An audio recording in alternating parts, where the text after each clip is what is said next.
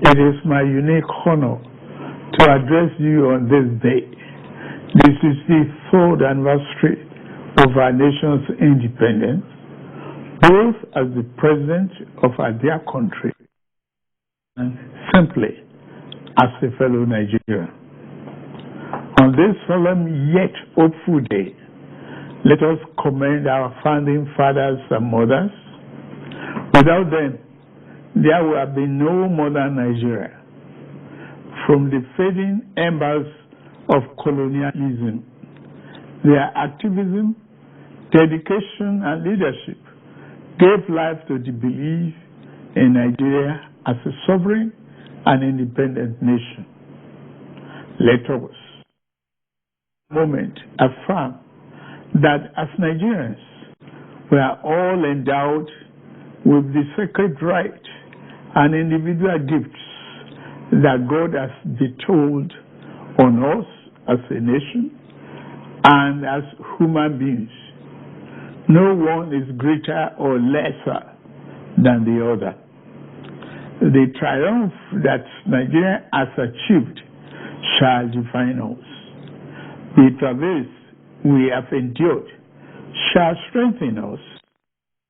Other nation or power on this earth shall keep us from our rightful place and destiny. This nation belongs to you, dear people. Love and cherish it as your very own. Nigeria is yours. Nigeria is remarkable in its formation and essential character. We are a broad and dynamic blend of ethnic groups, religious, tradition, and cultures.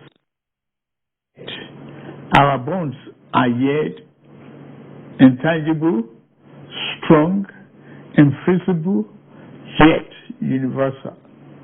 We common thirst for peace and progress, by the common dream of our prosperity and harmony, and by the unified ideas of tolerance and justice, forging a nation based on the fair application of this noble principle to a diverse population has been a task of significant blessing, but also serious challenge.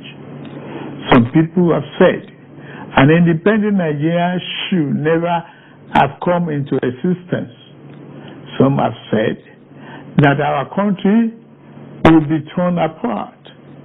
They are forever mistaken. Here, our nation stands, and here we shall remain. This year, significant milestone in our journey to a better Nigeria by democratically electing a 7th consecutive civilian government. Nigeria has proven that commitment to democracy and the rule of law remains our guiding light. At my inauguration, I made important promises about how I will govern this nation. Among those promises were pledges to reshape the economy and to secure the lives, liberty, and property of the people. I said that bold reforms were necessary to place our nation on the path of prosperity and growth. On that occasion, I announced the end of the fuel subsidy. I am attuned to the hardships that have come. I have a heart that feels and eyes. I wish to explain to you why we must endure this trying moment. Those who sought to perpetuate the fuel subsidy and broken foreign exchange policies are people who will build their family mansion in the middle of a swamp. I am different. I'm not a man to erect our national home on a foundation of mud. To endure, our home constructed unsafe and pleasant ground. Reform may be painful, but it is what greatness and the future require. We now carry the cost of reaching a future Nigeria where the abundance and fruits of the nation are fairly shared among all, not hoarded by a select and greedy few. A Nigeria where hunger, poverty, and hardship into the shadows and ever-fading past. There is no joy in seeing the people of this nation shoulder burdens that should have been shed years ago. I wish today's difficulties did not exist, but we must endure if we are to reach the good side of our future. My government is doing all that it can do to ease the load. And path we are taking to relieve the stress on our families and households.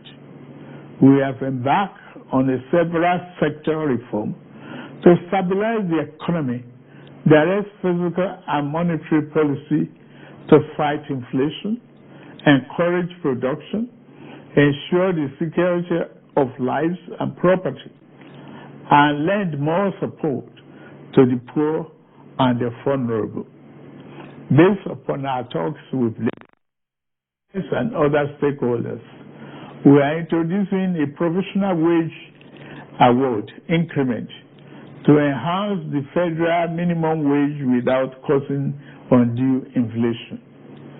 For the next 6 months, the average low-grade worker shall receive an additional 25,000 naira per month. To ensure better grassroots development, we set up an infrastructure support fund for states to invest in critical aid. States have already received funds to provide relief packages against the impact of rising food and other prices. Making the economy more robust by lowering transport costs shall be key. In this regard, we have opened a new chapter in public transportation through the development of cheaper, safer, compressed natural gas, the CNG, buses. These buses will operate at a fraction of current fuel prices, positively affecting transport fare. The new CNG conversion schemes will start coming in very soon, as all hands are on deck to fast-track the usual lengthy procurement process. We are also setting up training facilities and workshops across the nation to train and provide new opportunities for operators and entrepreneurs.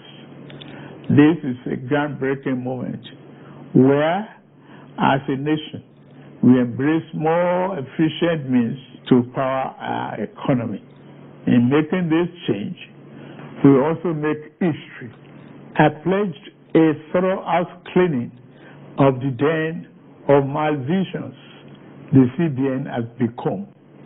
That house cleaning is well underway. A new leadership for the central bank has been constituted. Also, the special investigator will soon present its findings on the past lapses and how to prevent similar recurrences. Henceforth, monetary policy shall be for the benefit of all and not the exclusive province of the powerful and wealthy. Wise tax policy is essential for the economic fairness and development. I have a committee on tax reform to improve the efficiency of tax administration in the country and address fiscal policies that are unfair or hinder the business environment and slow our growth. to boost employment and urban incomes.